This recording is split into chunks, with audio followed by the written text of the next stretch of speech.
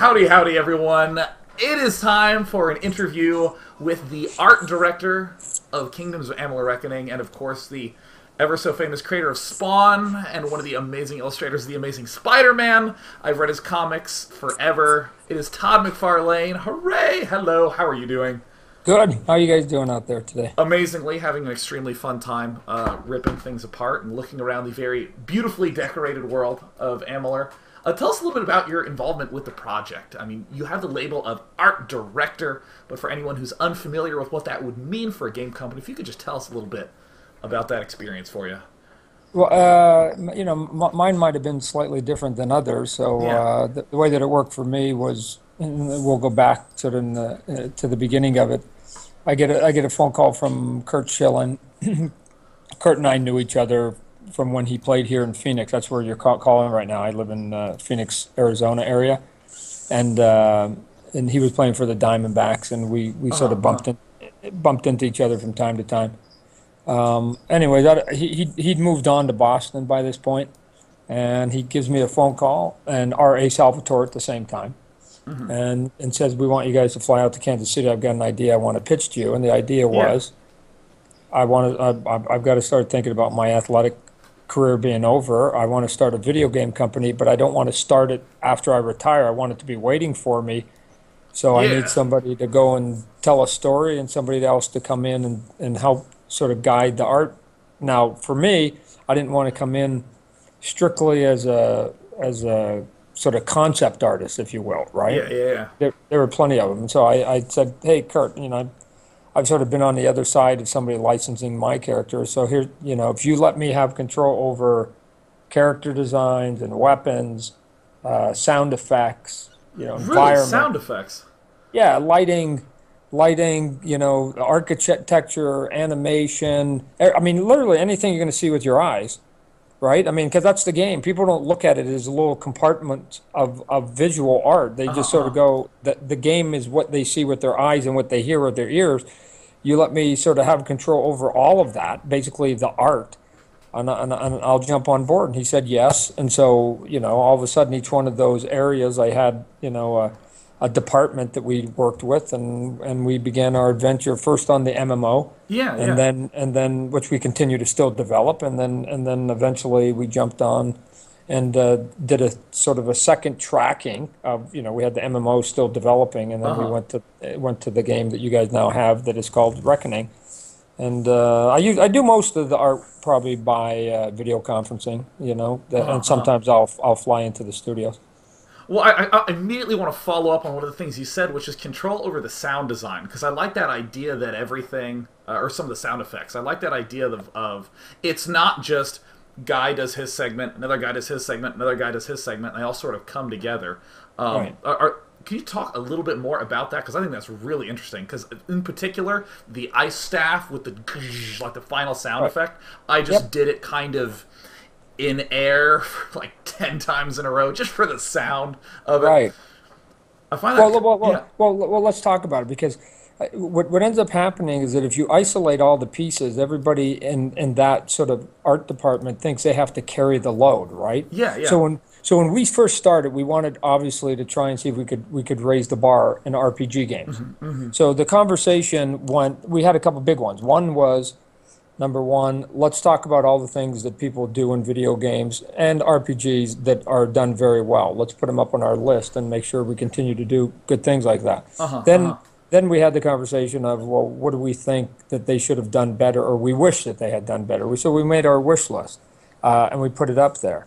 But again, as I was talking to each one of the different departments, I go, look at, I have 15 different groups of people doing art. Yeah. So if I can get each one of you guys to raise the bar this much, which is basically 1%, every one of you guys give me 1% better than it's out in the marketplace, I'll then get 1% times 15.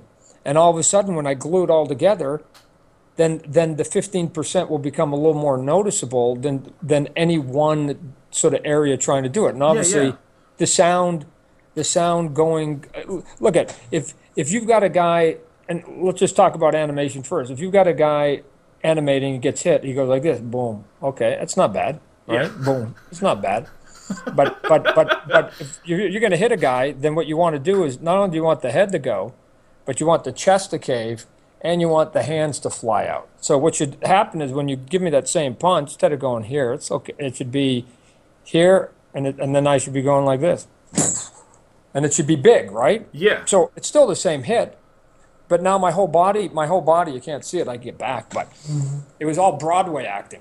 Yeah. Okay, now if I'm overacting the Broadway, then the sound should be consistent with that. Or like you're saying with some of the weapons, if they're doing these big spell casts or they've got a big weapon, bam, and they're dropping it down hard, then if we're going to sell it in terms of the big weapon, we're going to sell it with the cool animation, and we're going to sell it with all the light, right? Because again, there's an impact light. Then damn it, the sound better be there. Why? Because at the end, the gamer is only going to see it all together, and that's what they're going to react to, not any one piece. So they all have to sort of go in concert. And once they sort of saw that again, it wasn't any one particular area that had to sort of make the game or break the game, then everybody started having fun with it. Yeah, I mean, I immediately noticed the feel really come out with the Quake spell that Kurt brought up earlier on, and I was talking how that was like a lot of fun, but especially like the really ultra dramatic pose and like the huge surge down. I remember Kurt was saying that you had a lot of fun with that animation specifically as well. Yeah. Well, again, I come from the comic book world, and what we do, we don't have the luxury of things moving, right? Yeah. So for the most part, there's a lot of melodramatic, sort of frames that we have to put in the comic book. Frames. Yeah. So but because it's comic books, most people are, there's a lot of peacock sort of, looking big and looking good, right? And so when we were talking to the animator, they go, look, there's a couple things I'm looking for. One is subtlety, right? So again, the arm turns a certain way when you go like this. I go, we have to get some of that in there, just so it feels like these are real characters. And then the other one is the other extreme, which is then if we're going to then go and do something big, then damn it, do it as big as you can. Again, if we're going to kill people, then why don't we kill people the best in the business? Why not? Well, I mean, we got to spend the time anyways. Why don't we make it big and giant and dramatic, and they come and don't come here, come over the head. So I remember some of the early days, they were showing me some of the animation, like with the swords and stuff like that. And I could tell that either A, they hadn't videotaped themselves, they hadn't watched somebody do it, or two, they were using balsa wood as their weapon. They had to set it into the opponent's throat and sort of push it in there.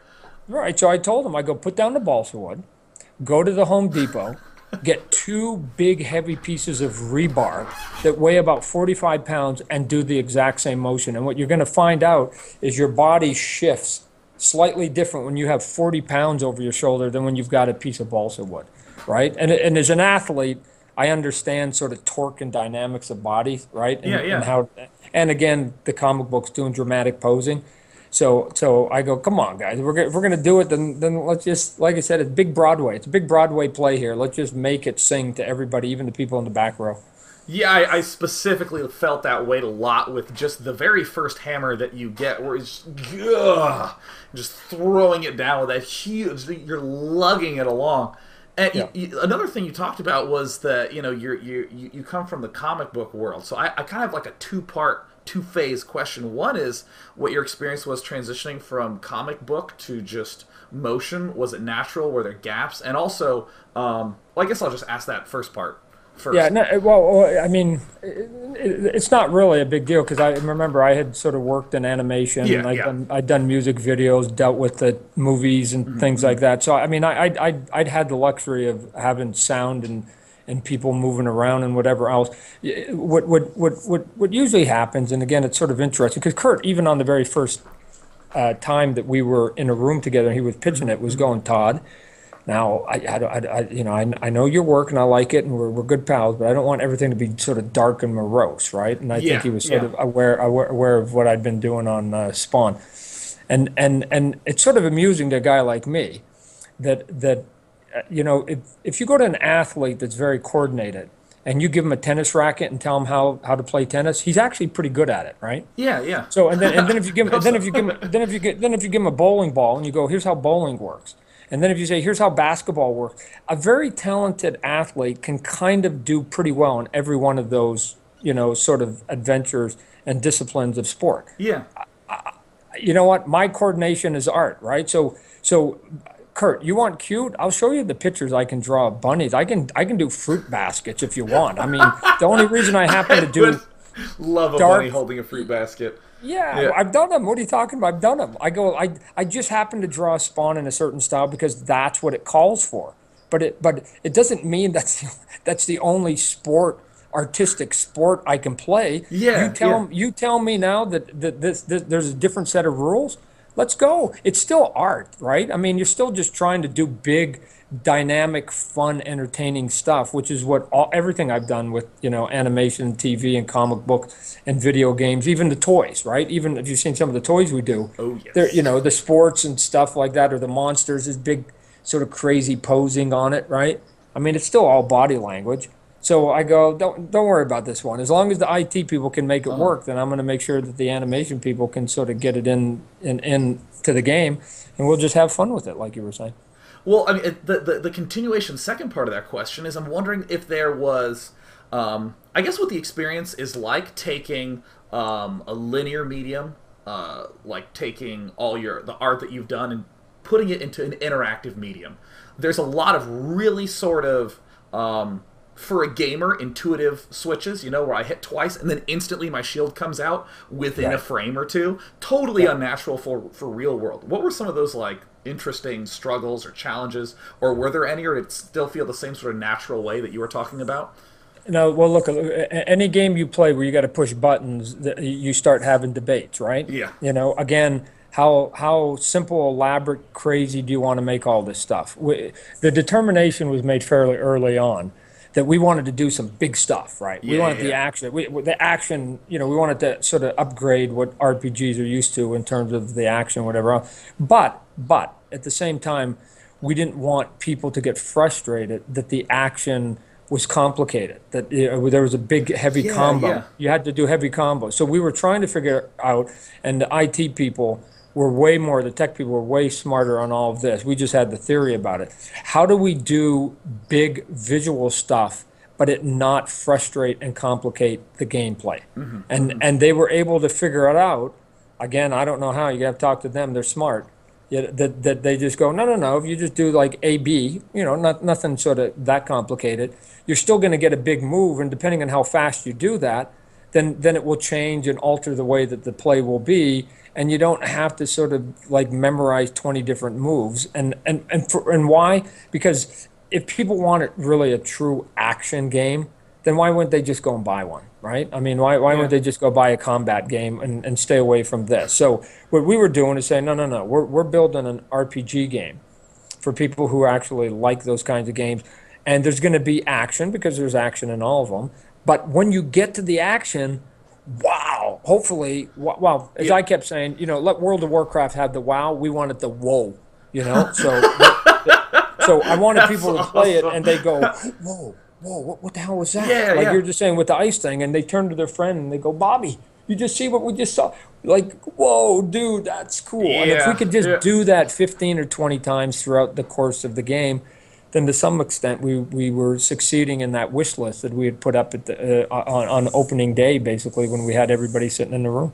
Yeah, I definitely felt that a lot of times, even when there was nothing particularly epic designed in front of me, but like for instance when I picked up the ice staff and I just whacked a couple of times, that Yeah. that nice ripply icy thing, I was like, God, I'm just gonna sit here and wail on this tree for the next 5 minutes. That is so great.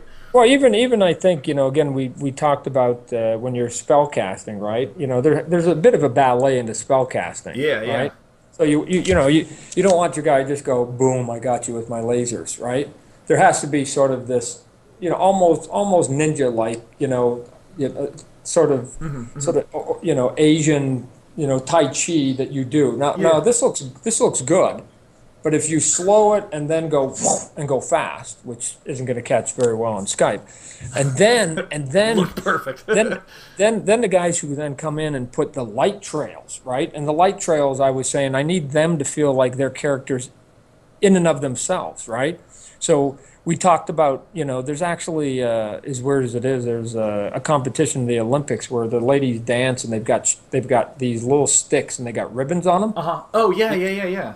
and they go, and the ribbons are always dancing around it, right? So we wanted to have that it just felt like whenever they were doing like even sort of some simple spell casting, that even if their hand went like this, besides the glow of it would sort of build and it would get hotter and then cooler and then dive off, that those tendrils felt like they were alive as they were dancing around the hand. So why? Because then it wasn't all up to the animators. Remember, I was saying, everybody give me 1%. Yeah, yeah, yeah. It wasn't then up to the animators then to have to do some big grand move. They could actually go wham, and if the guys that were the group that was doing the spell casting and the lighting was doing their job, then all of a sudden it would look 5 times better because the guy just waved his arm, but this big sort of magical spell came around, and the combination of it works in the game because again, the gamer isn't separating those different pieces. And then, like I said, you add the sound that goes with it, the thunder claps as it hits, and Yeah. all the other stuff, and all of a sudden you can sell it. And I mean, I will admit the animation and all the just even when I have no clue what I want to be doing and I'm hitting the wrong buttons, it still feels fluid. I cannot tell you the number of times I've hit run when I've meant to hit roll, died, and it was just awesome. And well, and even aside from the characters, the world is a lot more colorful when compared to almost any game that I saw released in 2011. Like really Right. bright, rich saturation, especially when you first step out of the Well of Souls start to the game. Just stepping out into that field. Right. I mean, And so let's talk about that then. And I understand if let's just sort of deal with reality. If you make a game based on reality, then you're going to get games that have a lot of browns and a lot of blues in it. Why? Because that's actually sort of the true colors. If you think about it, you go, okay, not including man-made colors, right? Let's suck out man-made colors. Then go, what is really kind of bright in the world? There isn't really much. There's flowers, and then there's some tropical fish. And that's about it. I got to tell you, that's about a couple fruits, but we'll put the fruits with the flowers. So there's not much. I mean, I know. Yeah, God had a pretty good eye, but his palette wasn't overly colorful. So it's not till man comes along and they go, hey, let's make hot pink mini skirts and let's make neon lights and let's make canary yellow cars, right? And everything starts to get bright around you. So what we knew was like none of those sort of quote unquote man-made colors were alive 2,000 years ago. So we either could have made it look like Braveheart, and a couple games have decided to go that way, or we just go to fantasy. Let's have some fantasy with this thing here, and let's do a little bit of sort of Hollywood, Broadway staging of some of the lights. Now, with that said, Sean, you can find dark caves if you want dark, brown, monochromatic stuff. We got plenty of that, right? It was just we didn't want our bandwidth of color to be here. We wanted it to be so big that over here was going to be the dark dungeons and the castles and sort of the creepy stuff. If you like that and you like the monsters and the characters there, but if you want it, to be in the middle of the desert with the sun and it was 100 degrees out and there was like no cloud cover, we had that. We had everything in between. And when you came to certain cities in the middle where there were big castles, then yes, we wanted to do up dramatic lighting. Did somebody figure out dramatic lighting back then? I doubt it. But you know what? If you go to Disneyland and you go into Pirates of the Caribbean, you go to those rides at Disneyland and the indoor ones, it's all sort of dramatic and it makes it feel like the Pirates of the Caribbean ride, or Mr. Toad. Is way more interesting because of all the lights that were there, and we said let's just give a wide palette here. And again, it's an RPG, so if you don't like the colors over there, then stay away from them because there's a big sort of variety of them. Just go and run and play where you want to play, and if you want to experience all of it, you're going to get a lot of variety. And if you don't, then just stick in the colors that you like. There's plenty of that stuff. And as a last follow-up, I'm just curious about a lot of those visual interactive elements. I mean, simple things like, look at how sparkly this flower is. You should go over here and pay attention to me. Like what's done with the chests when you need to loot. What were those sort of struggles like to try to incorporate those visual interactive elements and still stay true to the sort of palette of the world? Was there any, or was it? Yeah. I mean, again, obviously there's a sort of an RPG visual language that goes with the Yeah, game, yeah. right? So again, you don't want to get too cute and reinvent anything, because again, you're going to confuse the gamers. I would always say to people is like, just look at the world, see what's working, and if you can make it a little bit sexier, people will call you a genius, right? I wasn't the first guy to make plastic toys, but we won a bunch of awards just because we put them in different shapes. I mean, plastic is plastic, that nobody cares, and the clay doesn't care what shape it is. It's the human hands that put it in there. And so if you think about a guy like Steve Jobs, right? He looked at the world and he went, hey, you know what? There's like a billion of these things called a cell phone. And actually what they do is you can actually text people and talk to people on phone and listen to people. I'm gonna make it a touch screen, right? I'm gonna make it a touch screen. Now now after he did that, it still just did the exact same thing. You could Uh-huh, text, you uh-huh. could phone, you could listen. I mean, it was still a cell phone, but he made it. You touch it, so he didn't invent anything new. It was still a cell phone when it was done. He just made the experience slightly sexier, and all of a sudden he's a genius, right? So if any of you listening can figure out, look at what's around you already, and just do a better version of what's out there. I'm telling you, there's opportunities. I've made an entire career out of just polishing turds and just going, hey, look at.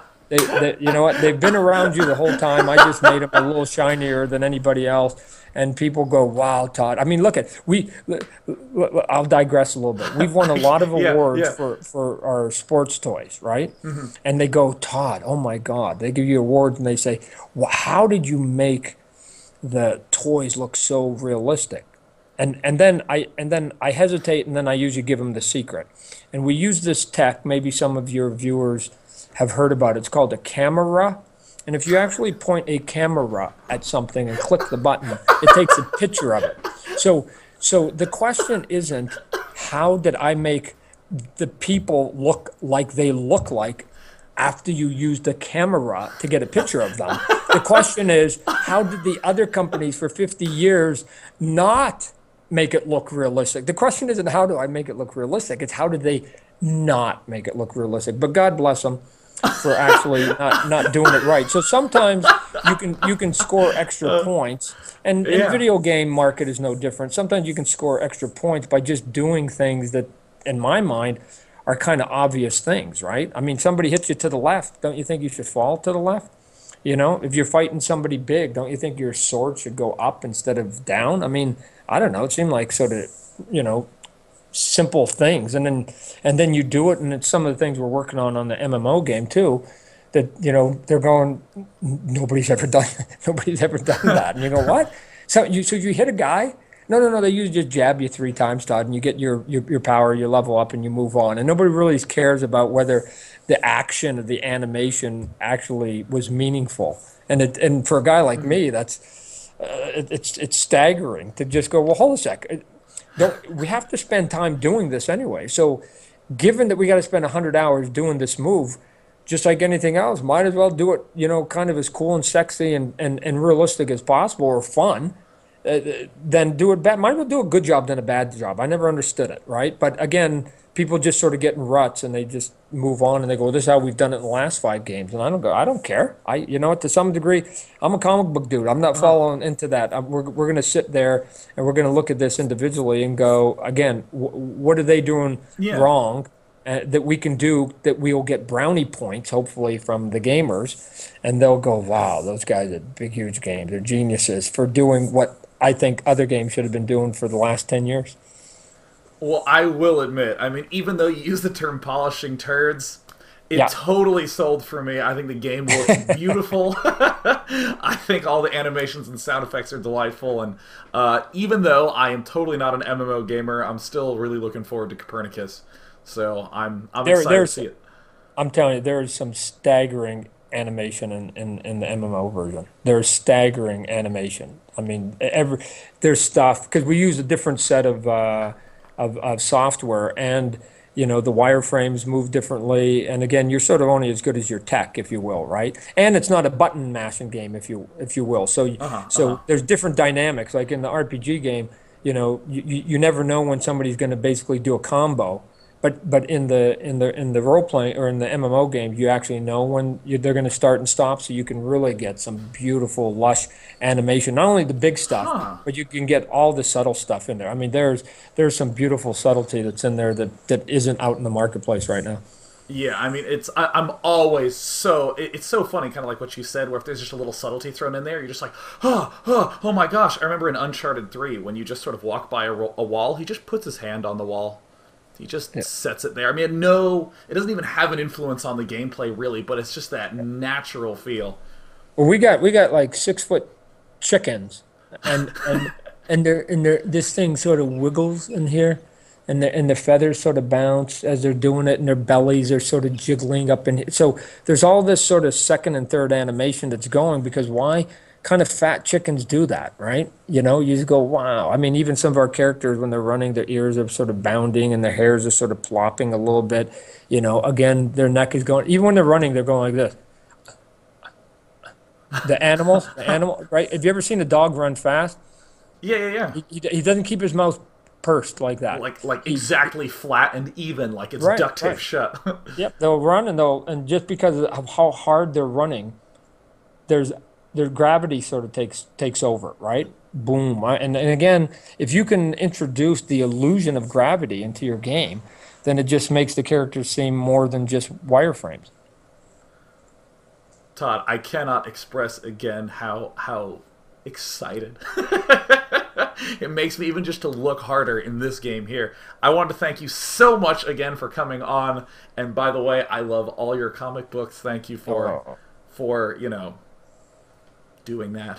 I really Well, appreciate we appreciate it. And if I can give you guys any tease, and EA ultimately will have the big say in whether there was enough games sold to get to a Reckoning 2. But whenever you create a new game, you know, the learning curve goes like this, right? And at the end, it gets really steep because you start figuring everything out. It's no longer, you know, how do we do this? Why do we want to do this? You actually start getting into that groove. So if we get lucky enough to do a Reckoning 2, I'm telling you, we ended the development of Reckoning 1 here, and with the tech that we can now bring in, and with the skill sets that we had at the end of that game, that's where we'll be starting. We'll be starting at that slant, and it's only going to get sort of steeper. So people go, Todd, can you? Are there things that you wish you could have put in that game? Yeah, but again, you know, you sort of have to put some to the side. But I'm telling you, if you guys like this, then you just wait till you get to see what it is that I still got in my brain that we could still put in for a sequel or something like that. So spread the word, go and get some, and then we'll really open up the visual vault for you guys, you know, each time we come back with another one. And plus, there's gonna be some cool downloadable stuff too.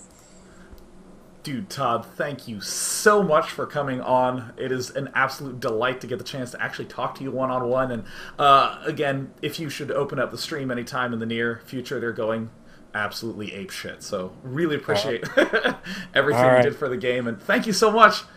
No, we appreciate anybody sort of taking the time and spending their hard-earned money, you know, on our projects. You know, with really without the fans, you know, being loyal and literally spending, you know, money that they had to go work for, we're just self-indulging. So again, I'm always grateful for anybody that buys, you know, anything that I do, and will continue to do so. Well, thanks. I promise you I have many more comic books on back order. Still haven't gotten to Haunt. Okay. Well, you go procreate, and I need a million more like you, and then I can retire. Excellent. On it. All right. Thanks so much again. Cheers. All right. You guys be good.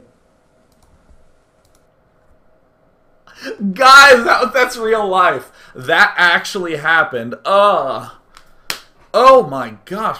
You know, it's one of those funny things where all the four people we've talked to today, Kurt, Ken, R.A., and Todd, you realize that it's not actually luck that gets you somewhere. You know what I mean? You know what I mean? You hear them talk and you're like, God, he thinks smart things. Oh my gosh. The things that he thinks and says. And to hear him suggest to me that I need to procreate on the order of millions. Smartest. I'm on it. Next step. Oh my gosh. Now, I will say, traditionally, I would stop the stream right now because the event is done, but I'm not going to. I'm going to play for a little while longer. I do want to get a break because my water thing's empty. But thank you to everyone at 38 Studios, because for any of you who did not know, I was not paid to do this. This was not any requirement to say anything. I mean, if you watch Total Biscuit, he was pissed off about all sorts of stuff, you know. This was just me wanting to play this game. And as you note, I've been bringing people in and chatting the whole time, because that's kind of how I like to play games. And you know what 38 Studios did? They shoved awesomeness at us. Everything is amazing. So huge gratitude to them for helping support these little grassroots movements like this. I'm having a blast. And for the record, there's tons of stuff that they're giving away. It's over at reckoning.com/Day of Reckoning, which was today. So I think myself and several other streamers are just going to keep it up. And thank you so much for tuning in throughout the day. If you like 38 Studios, let them know that you think they're awesome. And if you enjoy the game, you can buy it. If you want to keep watching the game, just hang out here. Just hang out, because I'm going to go use the restroom. Oh, yeah.